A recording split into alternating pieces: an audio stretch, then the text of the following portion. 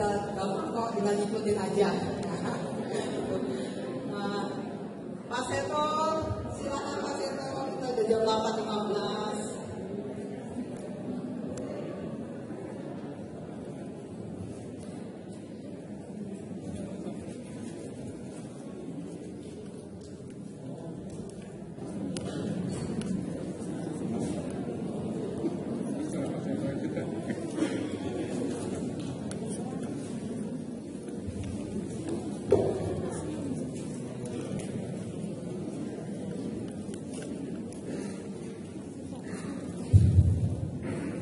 Baik, selamat malam Ibu Bapak dan saudara-saudara semua. Supaya nyambung dengan sesi yang pertama dengan Pak Maman tadi, kita akan melihat apa yang ada di buku aksi kuasa pembangunan ini, tapi dengan cara yang berbeda. Sekarang semua pegang buku ini. Enggak, baca bersama-sama judulnya.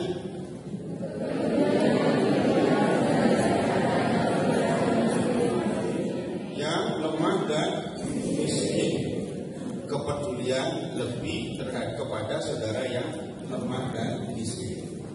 Sekarang kalau Bapak Ibu melakukan pertemuan di lingkungan lalu berbicara tentang yang lemah dan yang miskin, jangan-jangan yang dibicarakan itu ada di pertemuan. Ya apa enggak? Ya.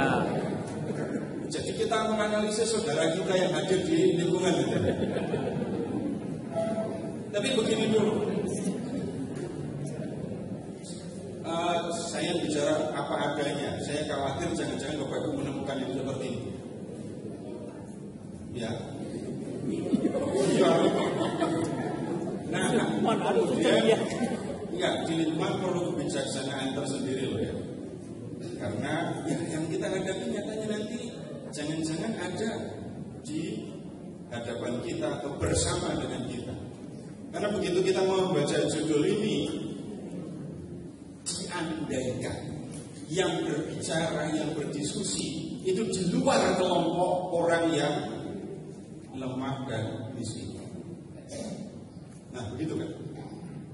Coba sekarang, yang termasuk dalam kelompok orang yang lemah dan miskin itu siapa?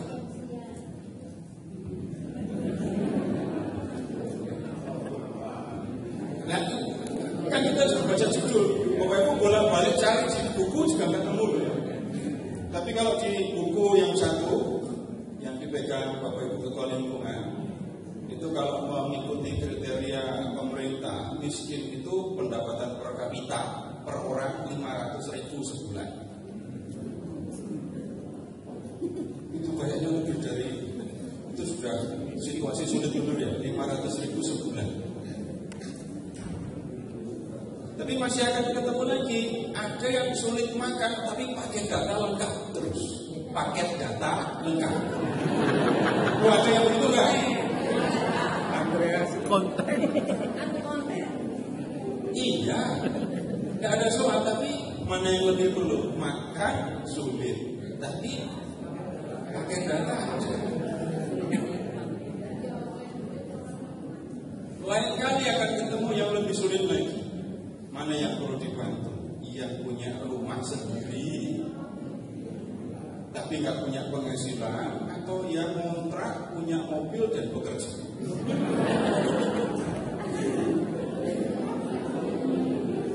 Itu situasi yang nyatanya dihadapi kan. Dan seringkali kita harus ambil kebijaksanaan yang sangat serius. Itu kelihatannya masih muda, tapi kok tua. Ini kelihatannya masih muda, tapi kok sudah minta, kok perlu dibantu. Lalu kita ketemu orang-orang yang harus keluar dari pekerjaan umur di atas 45, pensiun belum tapi sudah harus berhenti. Itu kan nyari kerja juga sulit sekali, dan banyak yang gagal nyari kerja. Itu juga soal yang lain lagi. Nah, kemudian begini Bapak Ibu, kalau kita bicara lebih apa adanya kalau bicara tentang orang yang lemah, yang miskin, bisa jadi di paroki kita ini termasuk yang banyak ya. Lebih banyak yang dianalisis daripada yang menganalisis. Bisa seperti itu. Jadi situasi di satu paroki dengan paroki bisa jadi kan berbeda ya. Ada paroki yang kalau nyari orang miskin harus keluar dari parokinya, ada juga. Jadi paroki itu nggak ada orang miskin sama sekali, ada. Jadi untuk mereka susah nyari orang miskin itu. Ada, saya tahu ada paroki yang susah untuk mencari anak sekolah untuk dibantu. Nah, kampung sawah kan yang sebaliknya. Jadi yang paroki yang saya cerita ini enggak, bisa dikatakan di paroki itu hampir tidak ada orang yang perlu dibantu untuk kuliah, untuk sekolah. Tapi di paroki yang lain banyak, dan kemudian untuk menentukan prioritas jadi sulit sekali. Nah, kemudian Bapak Ibu, ini tadi ketika berbicara tentang lemah, bisa jadi kita yang pertama bicara tentang soal ekonomi, yang kesulitan untuk mendapatkan makanan, kemudian pendidikan, kemudian ketemu juga begini, anggota-anggota keluarga yang berkebutuhan khusus, gitu ya. Kemudian kita ketemu juga orang-orang yang lanjut usia. Tapi lanjut usia juga beda-beda satu dengan yang lain. Ada yang usia lanjut tapi jalan-jalan terus gitu. Itu bedi itu.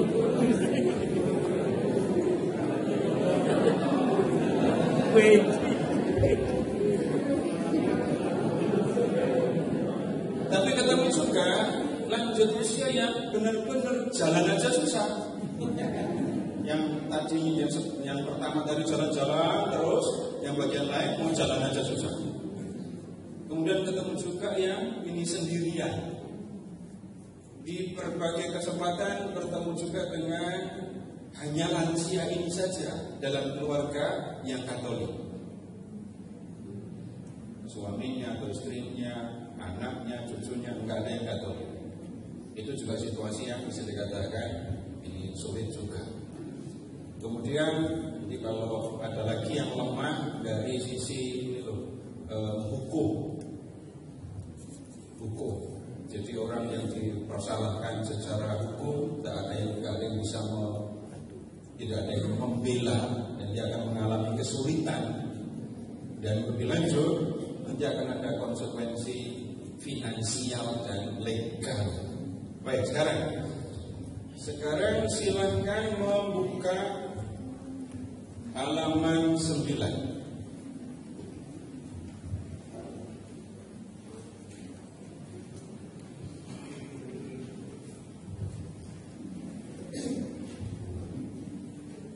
Halaman 9, lihat alinea ketiga. Supaya nggak ngantuk, baca bersama-sama alinea 3 ya. Bapak Uskup ke Aceh.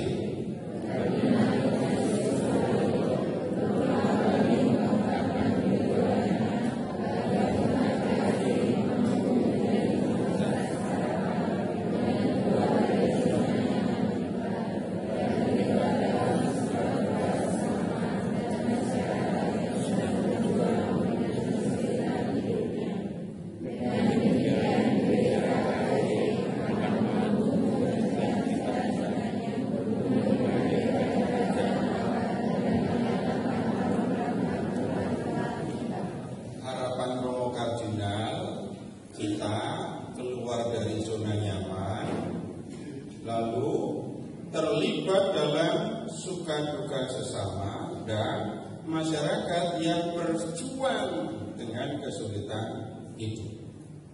Seruan ini diandaikan disampaikan kepada yang sudah, yang tidak berjuang menghadapi kesulitan hidup. Kalau yang masih Jadi kalau seruan ini disampaikan kepada yang berjuang untuk hidup, ngomongnya begini pasti. Ngomongnya gimana? Sabarlah. Tekun dalam doa, sabar dalam. Ya, seruannya pasti akan apa? Supaya kuat, teguh menghadapi kesulitan. Ya. Itu kata yang paling gak mengenakan didengar. Itu kata yang beneran pernah ngalami, nggak senengnya dengar kata sabar. Sering enak aja ngomong sabar gitu. Nah, sekarang begini Bapak Ibu, dalam arti tertentu kita diajak memposisikan diri sebagai orang yang kuat, yang tangguh, yang menyertai, yang menemani saudara-saudara yang berjuang dengan kesulitan itu. Sekali lagi, problem yang bisa jadi kita hadapi adalah orang-orang yang berjuang menghadapi kesulitan itu ya kita, itu juga di antara kita.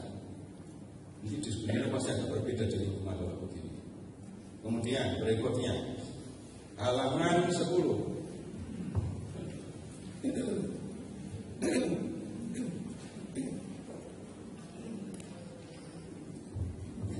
Ini kita lihat, kita baca bersama alinea yang pertama. Dalam metodologi analisis sosial, seluruh orang akan melakukan proses see, judge, act. Kita diminta untuk melihat realitas di sekitar kita dan menemukan sesama yang mengalami kesulitan hidup yang kronis atau vulnerable untuk kita transformasi hidupnya menjadi lebih baik. Proses pertemuan APP akan mengikuti dinamika tersebut. Tujuan APP adalah aksi nyata di mana seluruh umat berkomitmen untuk melakukan gerakan kepedulian transformatif melalui proses bertahap mengikuti langkah-langkah yang disusun dalam setiap bahan pertemuan APP. Wah, ini luar biasa kalimatnya ya. Lihat, diminta untuk melihat realitas, kemudian menemukan sesama yang mengalami kesulitan hidup yang kronis. Kronis itu gimana? Orang yang mengalami kesulitan hidup yang kronis, Parah. Yang disebut parah itu yang bagaimana?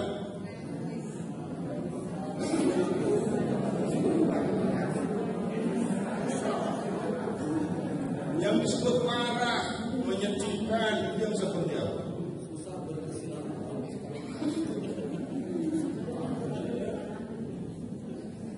Silahkan saya ini bukan penjelasan yang sangat konkret, tapi Bapak Ibu silahkan mengingat, memperhatikan kalau pernah ketemu orang yang kalau nggak ditolong nggak akan hidup. Ini kalimat saya sudah jelek sekali ini. Ini kronis beneran ini. Tapi mungkin akan ketemu yang lebih tinggi dari ini.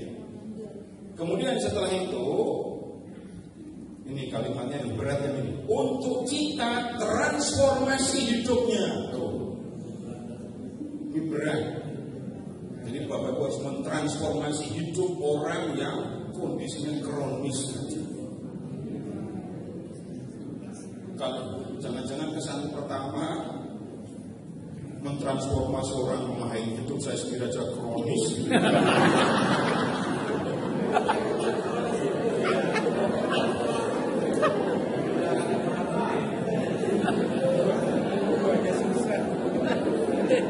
Nah ini jangan-jangan ucapan saya itu mewakili isi hati orang banyak ini. Kemudian, nah ini semua ini bicaranya begini dulu, tapi nanti kita akan menemukan hal yang dimaksudkan. Kemudian, nah berikutnya proses pertemuan APP akan mengikuti dinamika itu, see, judge, act. Kemudian tujuannya aksi nyata di mana seluruh umat berkomitmen untuk melakukan gerakan kepedulian transformatif mengikuti ini langkah-langkah yang disusun dalam setiap bahan pertemuan. Jadi untuk mencapai, untuk melakukan transformasi itu, nah ini langkah-langkahnya. Sekarang silahkan ke ini tema besar. Lalu pertemuan-pertemuan itu. Pertemuan pertama spiritualitas, inkarnasi dan bela rasa. Kemudian melihat dengan mata hati. Berikutnya diskresi menentukan komitmen. 4. Ini sudah 4 pertemuan baru rencana gitu. Belum dikerjakan. Karena tadi sudah disampaikan pelaksanaannya tadi mulai bulan apa? Mei. Jadi waktu mikirnya itu 4 kali pertemuan. Nah kemudian sekarang ini yang saya maksudkan Bapak Ibu supaya pembicaraan kita nyambung. Sekarang Bapak Ibu silakan ke pertemuan yang pertama halaman 13. Kan itu judulnya spiritualitas, inkarnasi dan bela rasa kan. Kemudian ada pengantar Bapak Ibu. Kemudian lihat di halaman 15. Itu ada bacaan, lalu ada refleksi, renungan, lalu ada kisah inspiratif. Tinggalkan dulu. Sekarang ke halaman 18 supaya kita membaca, melihat proses yang disebutkan untuk transformasi tadi.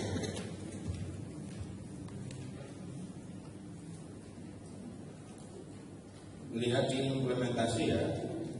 Terkadang kita melewatkan begitu saja pengalaman akan Allah. Melewatkan begitu saja pengalaman Allah menyelamatkan hidup kita dan menganggapnya hanya sebagai peristiwa kebetulan. Kita perlu kacamata iman untuk meneropong pengalaman hidup kita sekecil apapun itu. Kita pasti pernah terlibat dalam memberi dukungan atau pertolongan, entah besar atau kecil, kepada sesama di sekitar kita, tanpa bermaksud menyombongkan diri. Kita pun harus mensyukuri pengalaman itu sebagai suatu pengalaman iman yang nyata. Kok inkarnasinya nggak kelihatan? Lihat judulnya tadi apa?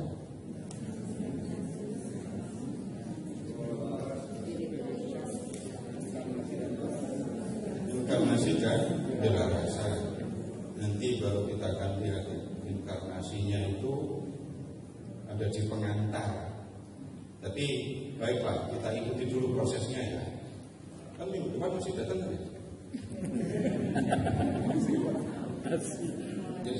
Kemudian berikutnya di halaman 19 itu lihat ada dinamika. Fasilitator dan peserta pertemuan berbagi cerita tentang suka duka perjuangan hidup dan pengalaman Allah yang berbelas kasih dan menyelamatkan kita. Jadi cerita pernah mengalami bagaimana Tuhan menyelamatkan, itu cerita konkret pengalaman. Yang pertama ini, Bapak Ibu pernah nggak mengalami Tuhan menolong saya supaya dapat pinjaman uang? Tunggu dulu, pernah nggak menikmati indahnya pinjaman duit? Ini ngomong serius ini saya. Jadi bukan pinjam duit lalu habis itu nggak kembalikan, bukan. Ketika saya sedang memerlukan, dan saya nggak ngerti harus minta tolong siapa, ada yang datang dan nawarin. Duit saya itu udah kebanyakan, saya nggak ngerti mau bantuin siapa. Terus orang itu bantuin saya sehingga saya dapat pinjaman tepat pada waktunya. Dan Bapak Ibu akan bilang terima kasih kepada siapa? Ya yang pinjam dulu dong.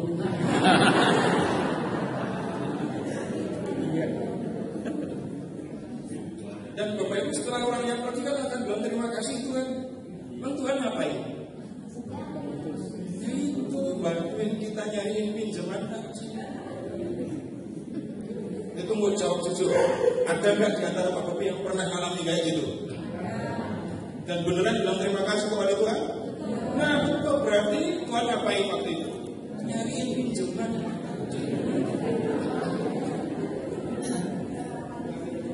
Ini contoh pengalaman Allah yang berbelas kasih.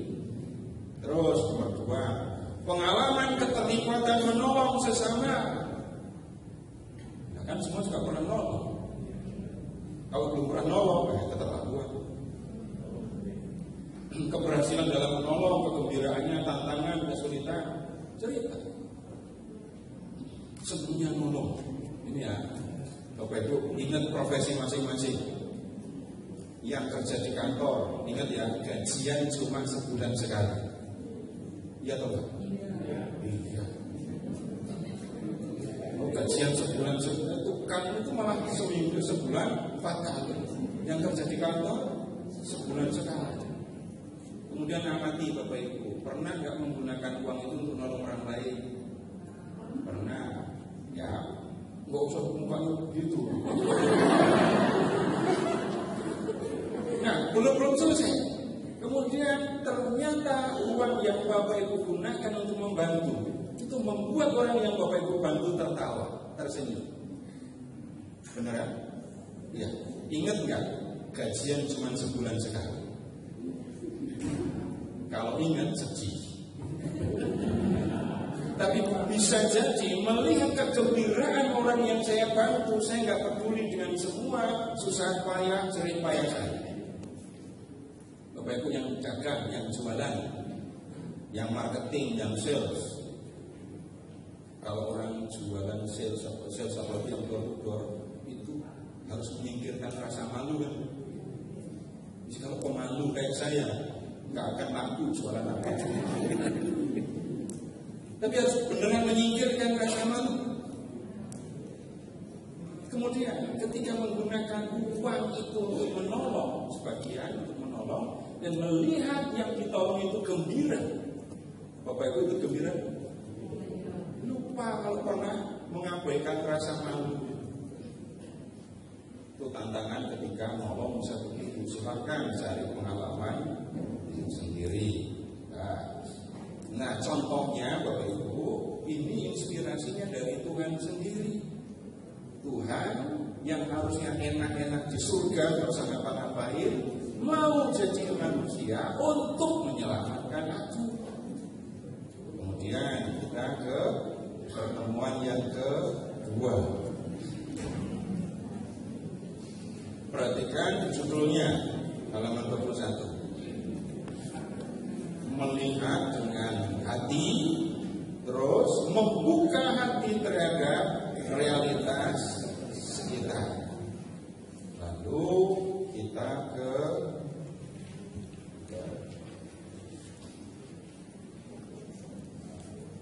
langsung refleksi ya.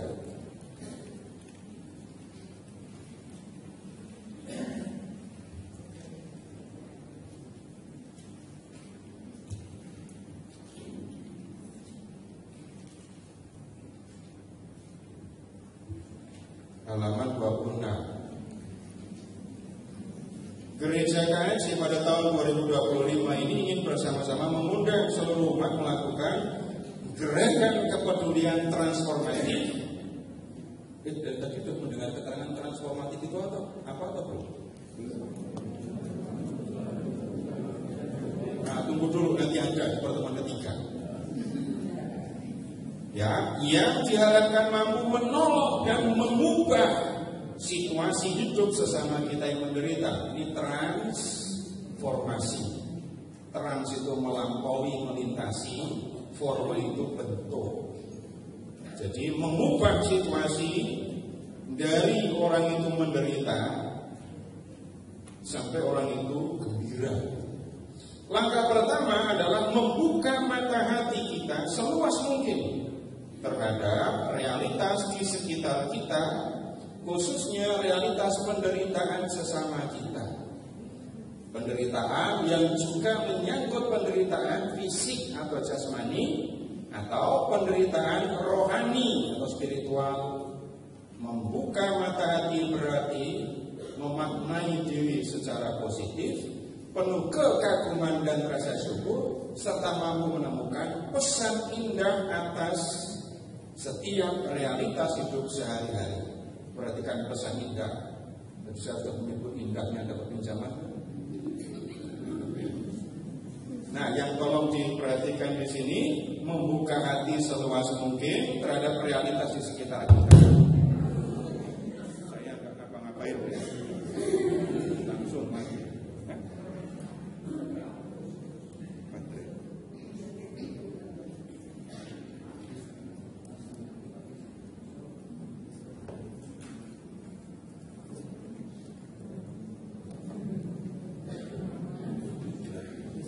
Dua-duanya mah mungkin Ini baterainya bukan itu kan di mixernya mungkin.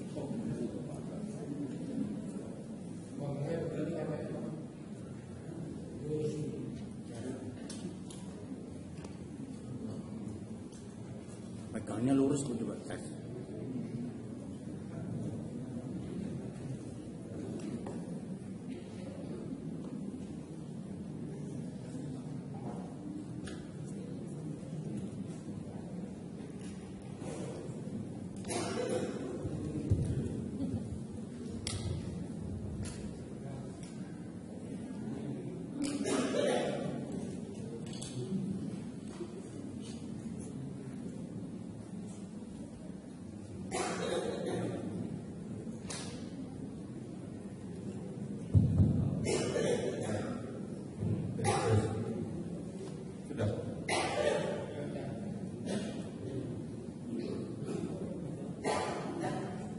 Jadi di pertemuan keberapa nih tadi?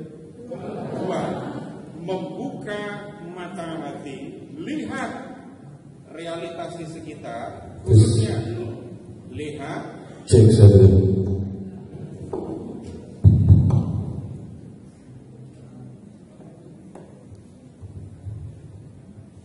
khususnya lihat yang mengalami penderitaan.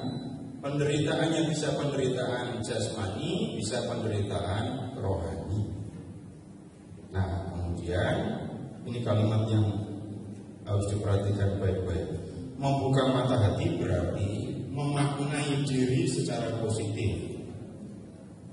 Ngapain memaknai diri secara positif?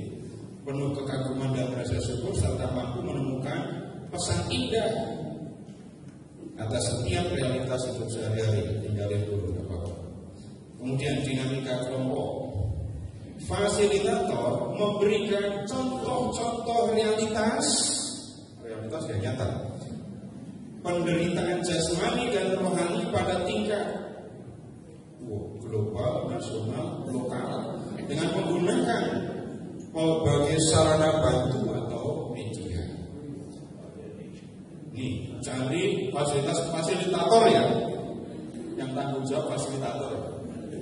Ini fasilitator memberikan contoh realitas penderitaan jasmani rohani di tingkat global, di tingkat dunia.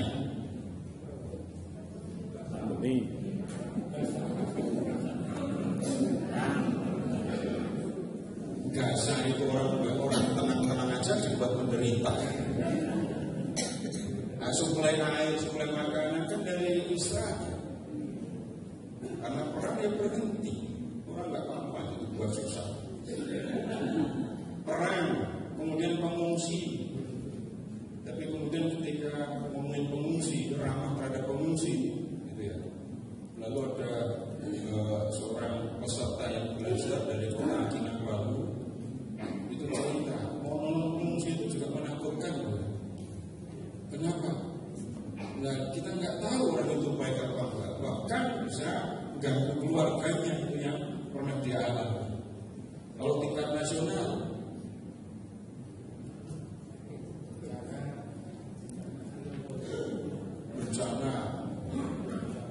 bencana alam itu berat beneran gitu. Tapi Bapak banyak orang kesulitan ketika berdagang.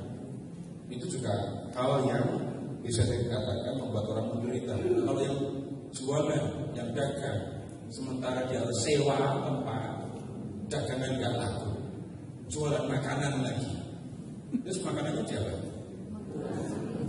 Dibagi. dimakan sendiri.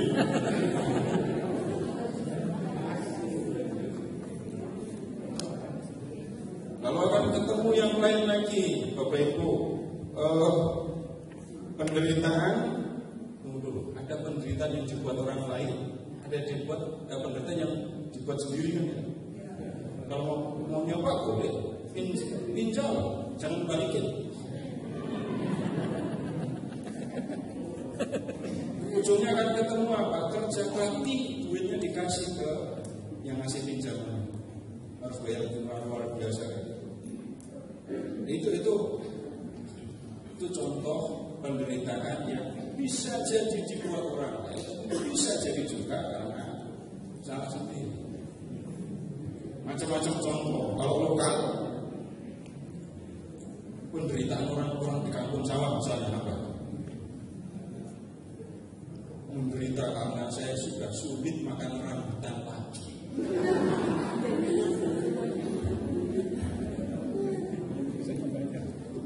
Dulu orang makan rambutan itu tinggal manjat, gak usah izin gak apa-apa. Yang penting jangan bawa karung. Sekarang yang di pohon rambutan udah sulit, apalagi mau nyari kecapi. Ada lagi, pengennya makan rambutannya aja, tapi itu kadar gula saya. Banyak yang harus bekerja di tempat yang jauh, banyak yang tidak punya pekerjaan, dan banyak lagi contohnya. Kemudian ini yang poin yang kedua, umat merespon dengan sharing pengalaman dan pengamatan pribadi. Diharapkan sharing mengarah pada realitas yang dekat dengannya. Untuk kita Bapak-Ibu agak repot. Kan fasilitator memberi contoh penderitaan, terus umat menanggapi kan, dan tanggapannya misalkan mengarah pada realitas yang dekat dengannya. Dan lingkungan tempat kita tinggal itu kan saling kenal. Mau nyinggung yang Katolik, ikut hadir di pertemuan. Ikut nyinggung pertemuan tetangga yang gak Katolik, itu saudara. Kamu tadi diomongin lo di lingkungan.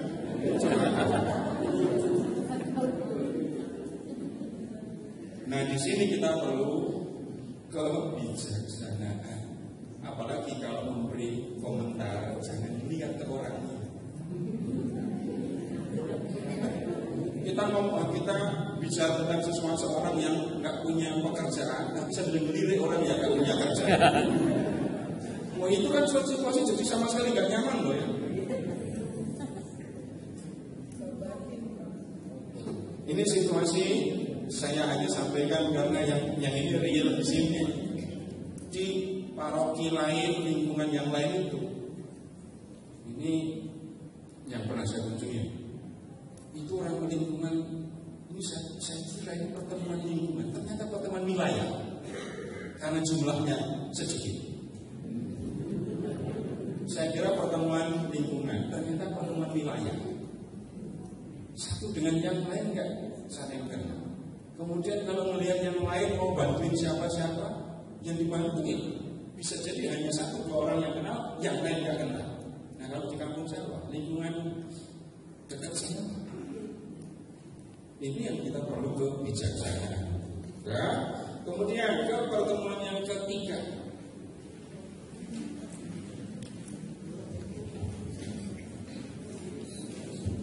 Pertemuan yang ketiga, apa judulnya? Diskresi dan komitmen. Terus judulnya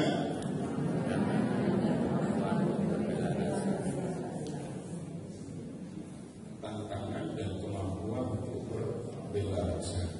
Silakan ke halaman 31.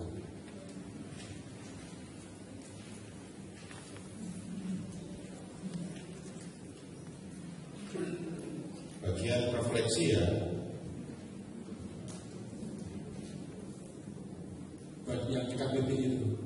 Diskresi, nah menurut KBBI diskresi adalah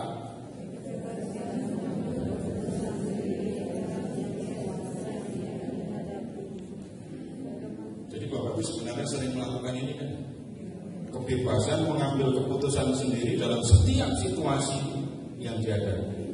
Situasi yang kayak tadi seperti ini, lalu menurut saya atau saya berpikir saya harus berbuat apa. Kemudian sekarang melihat ke halaman 33.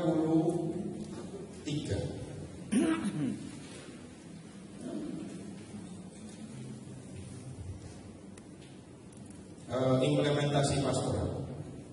Proses analisis kali ini adalah kita ingin menjawab sebuah pertanyaan. Pertanyaannya apa? Apa yang dapat kita lakukan secara nyata untuk menolong sesama kita terbebaskan, menolong sesama kita agar terbebaskan dari realitas penderitaan atau kurang gizi. Tentu tidak semua penderitaan dapat kita tolong. Pada tahap ini kita melakukan analisis lebih mendalam untuk menemukan transformasi belum masih pertemuan keempat. Jadi di tahap di pertemuan ketiga melakukan analisis lebih mendalam untuk menemukan siapa yang akan kita prioritaskan untuk ditolong. Dua, apa kesulitan konkret? Apa yang menjadi penyebab penderitaan tersebut? Kemudian kekuatan yang dimiliki oleh saudara-saudara kita itu. Kemudian komunitas dan lingkungan kita ingin membantu sejauh apa sambil memperhitungkan kemampuan kita. Jadi siapa yang diprioritaskan ini juga bisa jadi soal. Kalau di lingkungan yang dibantu di luar lingkungan, masa yang di luar ditolong, yang di lingkungan sendiri juga ditolong. Kalau yang ditolong, yang perlu ditolong itu hadir di pertemuan lingkungan, terus Bapak Ibu menentukan siapa yang mau ditolong. Begitu memutuskan yang satu, yang lain bisa jadi wajah berubah, ya pamit. Malah yang lain bisa jadi langsung pamit. Nah ini sekali lagi di sini pun perlu kebijaksanaan. Saya juga nggak bisa menyampaikan harus bagaimana. Bapak Ibu punya pengalaman lebih. Memang perlu kehati-hatian gitu. Karena nanti jangan-jangan itu nambahin beban ketua lingkungan lagi kan ya. Tapi tunggu dulu ngomongin ketua lingkungan tadi ya. Bapak Ibu jadi ketua lingkungan karena dipilih Tuhan atau dijerumuskan Tuhan?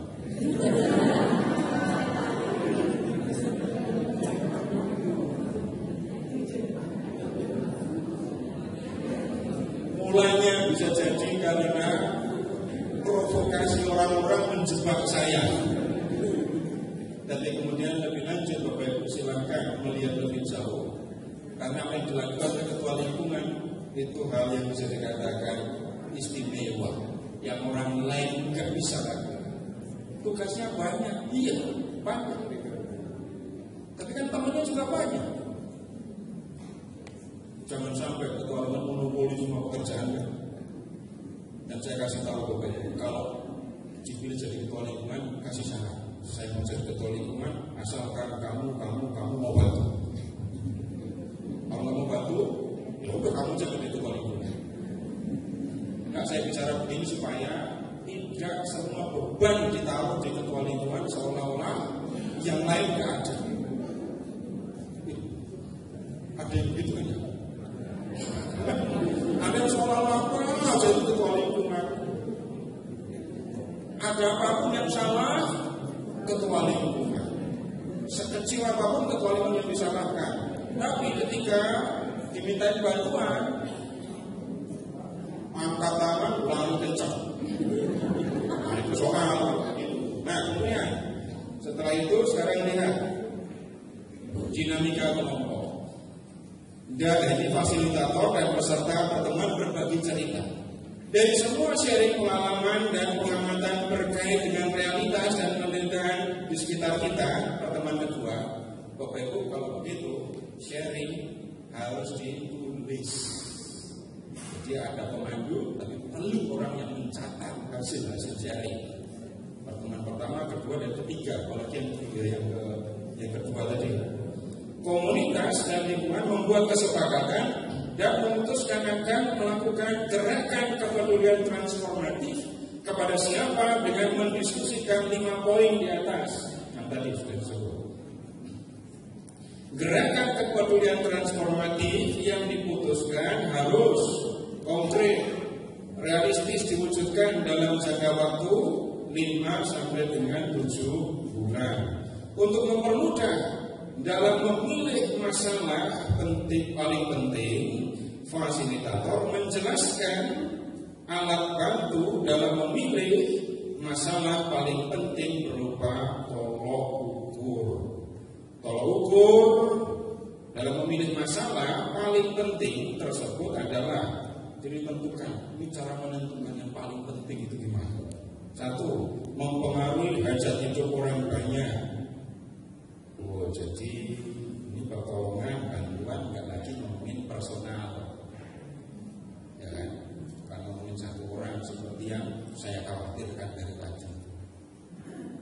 Kemudian masalah penting dan mendesak untuk segera diselesaikan. 3. Masalahnya sangat diresahkan orang banyak, sedang hangat, atau sedang menjadi perhatian masyarakat. Kemudian bisa dikerjakan, bisa diselesaikan.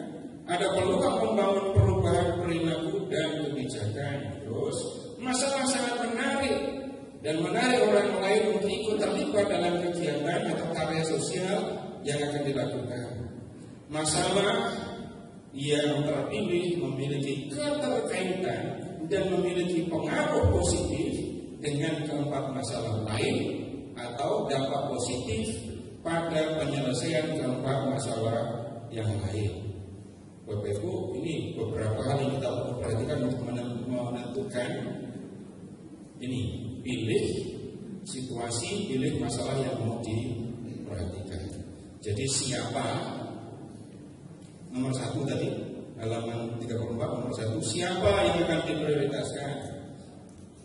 Nah bisa jadi kan milih satu orang. Tapi kalau memperhatikan nomor ini, tolak ukur nomor 1, mempengaruhi hajat hidup orang banyak. Itu bukan urusannya kita bantu Bapak Ibu ketua lingkungan. Karena kalau ketua lingkungan kesulitan ekonomi, maka dia tidak bisa menjalankan tugasnya. Kita bantu Pak RT, bukan begitu. Tapi saya ambil contoh ya. Saya ambil contoh. Kalau Bapak Ibu masukkan Ansana, kemudian di sebelah kanan jalan itu ada Posyandu Merpati 3. Di situ ada waktu untuk anak-anak balita, tapi ada waktu untuk orang-orang yang berusia lanjut. Ketika orang berusia lanjut itu dikumpulkan, apalagi yang sakit, ternyata banyak. Selama ini cuma diam di dalam rumah, tidak ada sosialisasi dengan yang lain. Ketika dikumpulkan untuk ini posyandu, untuk berkumpul, untuk dengar seminar, untuk makan simposium, ada suasana yang berbeda. Ini paling tidak, ternyata enggak jarang diperhatikan. Posyandu itu ada di kalau lingkungan Maria Fatimah itu RT 1, RT 4, RT 7, RW 2 Jatiluhur. Jadi 3 RT ada di situ. Nah, bisa jadi itu sudah menolong kita untuk mengerti. Tapi soal analisis, data dan seterusnya Bapak Ibu silakan nanti ikuti pelatihan tadi ya. Saya hanya mengamati, mengajak Bapak Ibu melihat apa yang tertulis di buku panduan. Jadi menentukan siapa, tapi ya mempengaruhi hajat hidup orang banyak. Kalau ngomongin stunting, nah balita itu tadi ada posyandu yang perlu mendapat perhatian. Jangankan 5 bulan, Jangankan 7 bulan, 10 tahun lingkungan bantu kos yang pasti akan diterima. Jadi itu kan mencegah meningkatkan gizi, mencegah stunting. Kemudian sekarang yang keempat, silakan halaman 37, merencanakan aksi nyata ini kepedulian kepada sesama. Sekarang lihat ke halaman 42.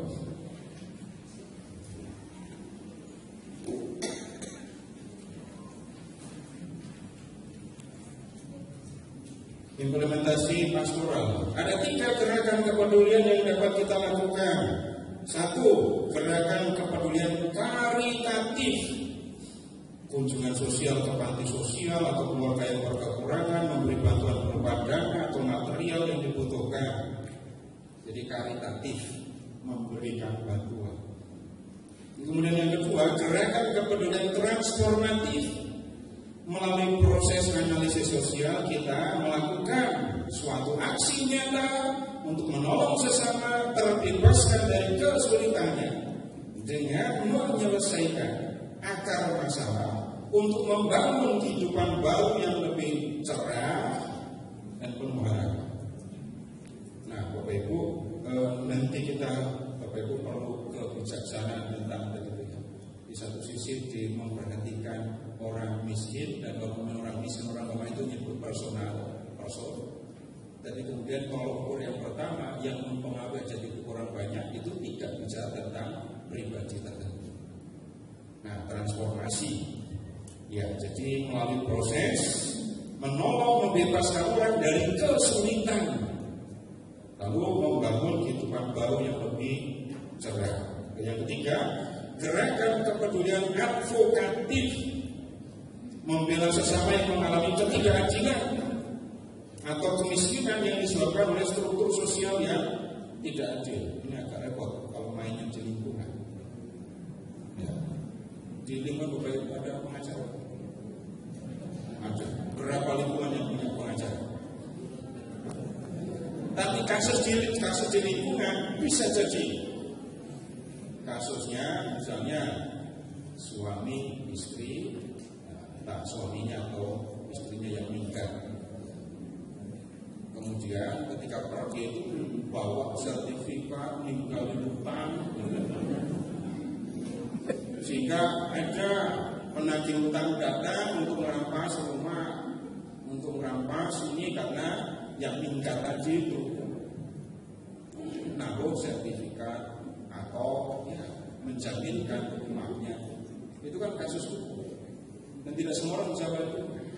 Kalau harus sampai ke kepolisian, pengadilan, memang perlu advokasi. Kemudian yang berikut, komunitas dan lingkungan diharapkan selama masa prapaskah merancang gerakan kepedulian pada tingkat transformatif. Nah, singkatnya begini, mengubah yang tidak sejahtera jadi sejahtera.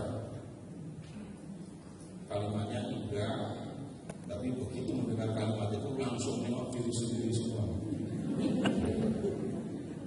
Tapi transformasi tidak selalu, karena urusan penderitaan tadi bukan hanya soal fisik, bukan soal ekonomi. Kalau tadi saya menyebut contoh orang lanjut usia, tadinya mereka diam di rumah, nggak ada yang memperhatikan. Tapi kalau ada yang mau mengumpulkan di pos minggu itu, lalu ngajak mereka senam lansia, kemudian makan bersama, wajahnya berubah jadi gembira.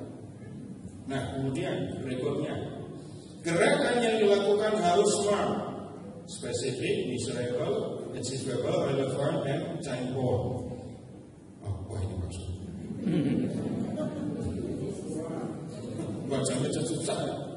Ya, spesifik, jangan ngambang, jelas, terukur, dapat dikerjakan. Jangan buat yang susah dikerjakan. Target saya adalah membuat supaya warga lingkungan saya yang belum punya rumah punya rumah semua.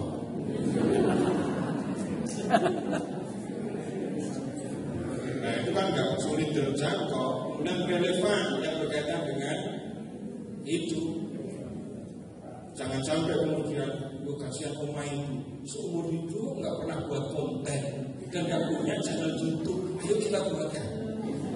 Nggak nyambung.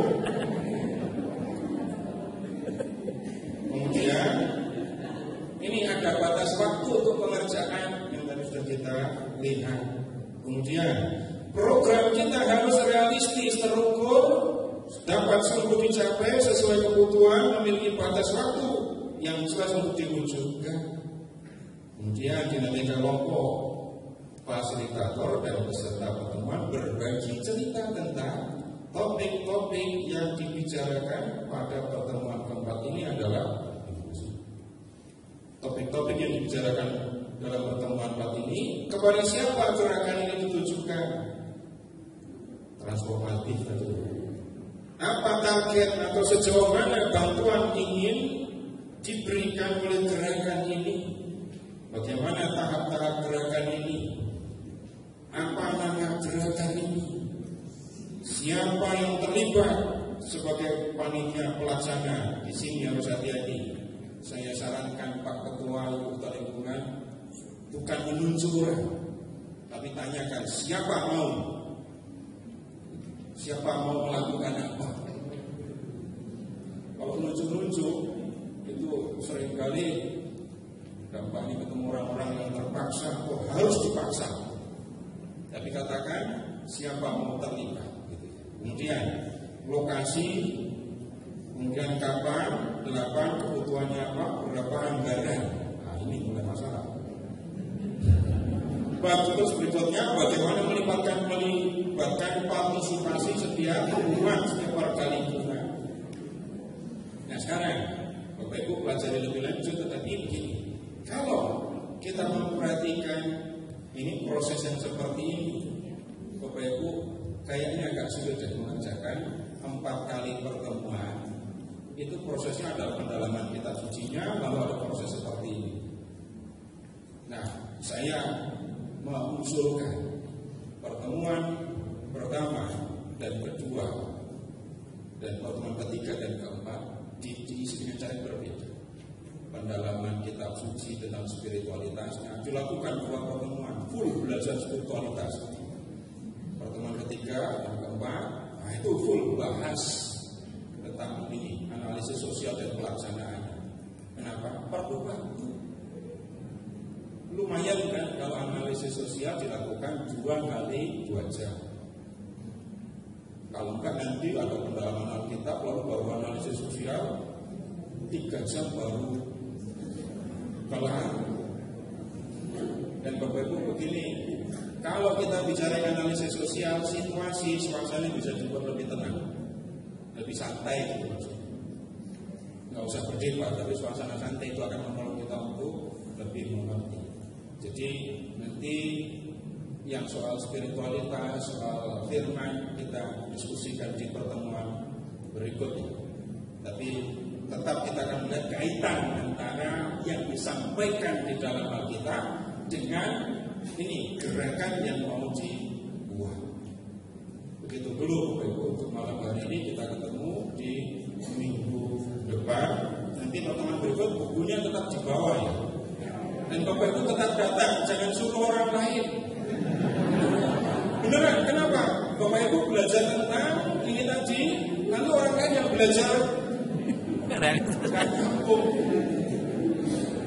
Kalau mau ngajak teman silakan, tapi Bapak Ibu datang. Jadi pembagiannya bukan soal kamu pertemuan berapa, saya sudah sampaikan yang seperti ini. Terima kasih, selamat malam. Ya, terima kasih Suster, Bapak Ibu dan Pak Seto, Pak Bambang, Bu Friska dan tim Ansos yang pada malam hari ini kita dapatkan masukan yang untuk pertemuan kita di lingkungan. Sebelum kita pulang, kita buka halaman 20, kita doa penutup. Udah dimasukin semuanya. Gak apa-apa, saya bacain ya. Dalam nama Bapa dan Putra dan Roh Kudus, amin. Bersama-sama Allah Bapa yang baik, kami bersyukur dan berterima kasih dalam pertemuan ini. Engkau hadir memimpin kami dengan Roh Kudus-Mu agar tergerak hati berbelas kasih, terlibat menolong sesama. Semoga kami semakin menyadari tugas perutusan kami bertindak secara nyata menghadirkan cinta kasih Allah dalam kehidupan orang lain, terutama mereka yang menderita, demi Yesus Kristus, Tuhan dan pengantara kami, yang hidup dan berkuasa bersama Dikau dalam persekutuan dengan Roh Kudus, kini dan sepanjang segala masa. Amin. Dalam nama Bapa dan Putra dan Roh Kudus. Amin. Terima kasih.